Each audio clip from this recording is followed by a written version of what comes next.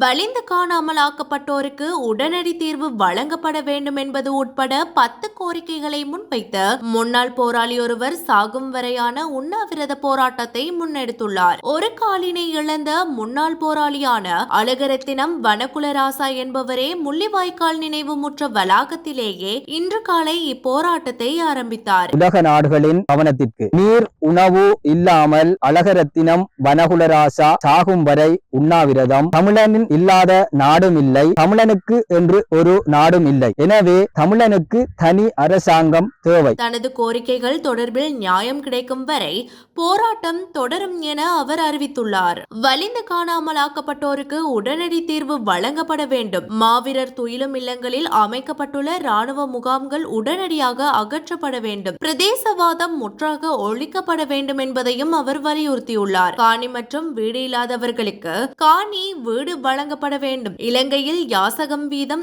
அதிகரித்துள்ளதால் யாசகர்கள் இல்லாத நிலை உருவாக்கப்பட வேண்டும் எனவும் முன்னாள் போராளியான அழகரத்தினம் வனகுலராசா கோரிக்கை முன்வைத்துள்ளார்.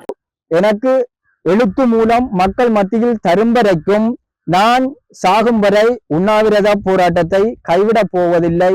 எனக்கான தீர்வு தந்தால் நான் இதை விட்டு மீளுவேன், இல்லை என்றால் நான் இறுதி வரை இந்த இடத்திலே மடிவதற்காக தயாராக இருக்கின்றேன்.